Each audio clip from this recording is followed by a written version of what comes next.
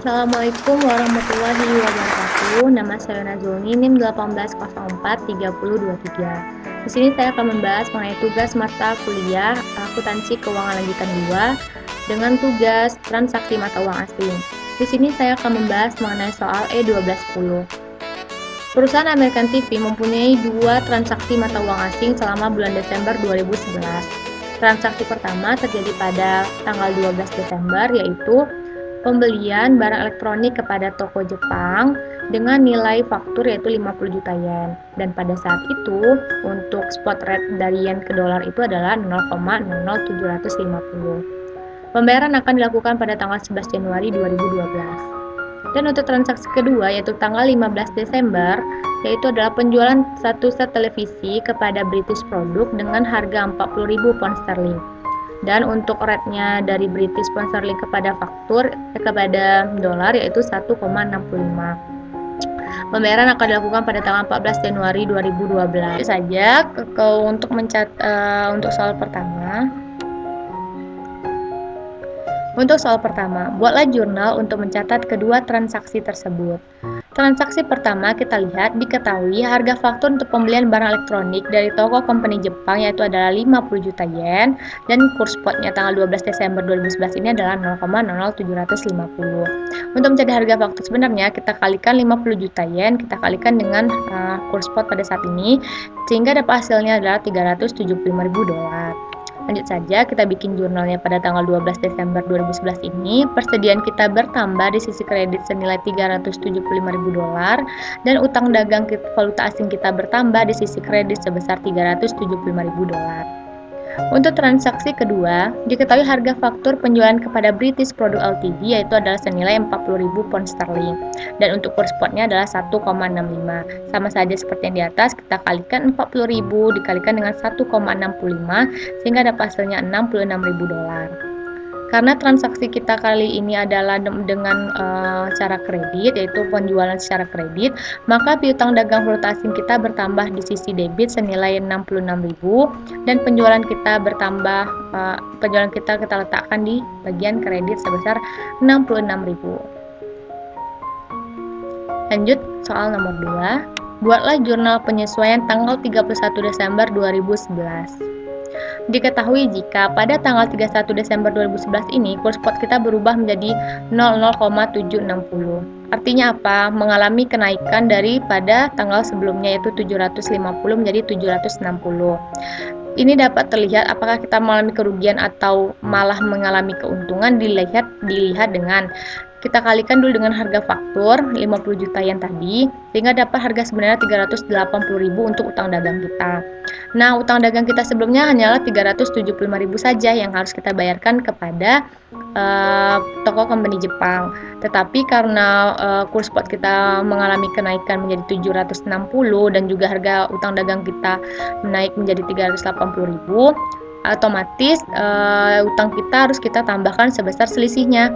Jadi kita bikinkan jurnal pada tanggal 31 Desember 2011 ini, selisih kurs kita letakkan di debit 5.000 yaitu selisih dari 380.000 kita kurangkan dengan 375.000. Sehingga utang dagang valuta asing kita tambahkan lagi di sisi kredit sebesar 5.000. Untuk transaksi kedua, kurs spot kita berubah menjadi 1,60. Tetapi di sini mengalami penurunan, apakah kita mengalami keuntungan atau kerugian? Kembali lagi kita lihat menjadi harga faktur, kita kalikan lagi 40.000 kita kalikan dengan 1,60 yaitu dapat 64.000.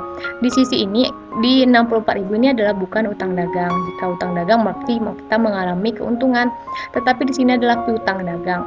Seharusnya kita menerima piutang sebesar 66.000, namun akibat kurs spot kita berubah menjadi lebih menurun menjadi 1,60, artinya kita hanya dapat menerima piutang sebesar 64.000 saja.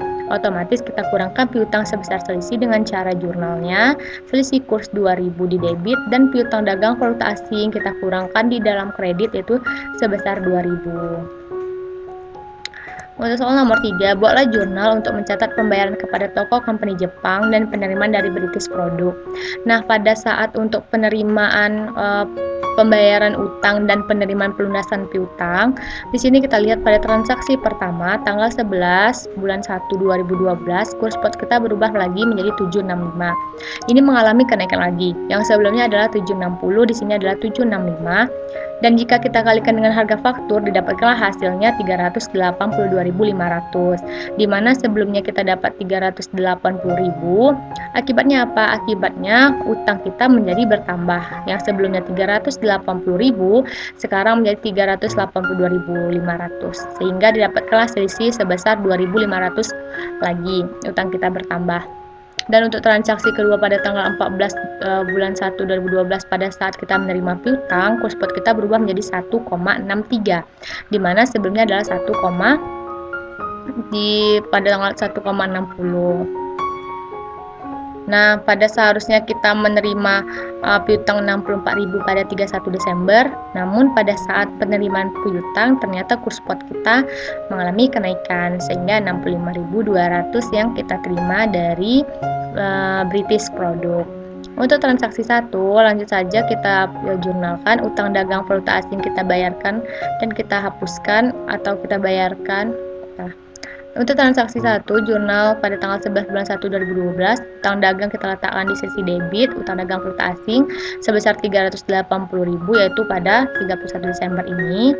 Selisih kurs kita dapatkan nanti dari selisih antara utang dagang dengan kas. Gimana caranya? Atau dari selisih yang ini tadi, dapatnya 2.500. Namun kas tetap kita bayarkan pada saat kurs spot pada saat pembayaran. Jadi untuk kasnya tetap harga 382.500.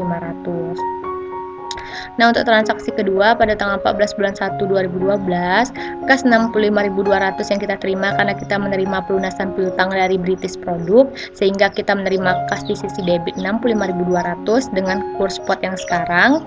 Dan piutang dagang valuta asing kita kurangkan sebesar 64.000. Di sini seharusnya adalah 64.000 dolar. Mari kita cari dolar. 64.000 dolar dengan harga yang 31 Desember tadi, dan selisih kursnya antara kas dengan piutang dagang dapatlah hasilnya 1.200. Nah, di sini dapat kita simpulkan bahwa jika kita jika kita melakukan pembelian barang dagang secara kredit, dan ketika kita dari mulai kita membeli hingga membayar nanti ternyata kurs spot kita tuh berubah menjadi naik, maka di sini kita mengalami kerugian akibat utang dagang kita yang akan bertambah seiring dengan meningkatnya kurs spot kita.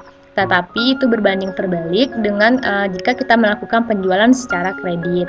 Jika kurs spot kita mengalami kenaikan, tentu kita akan mengalami keuntungan karena itu tuh akan mempengaruhi nilai dari piutang dagang yang telah dilakukan, karena setiap kurs spot kita yang akan naik akan mengakibatkan piutang dagang yang akan kita terima pun akan menjadi naik pula.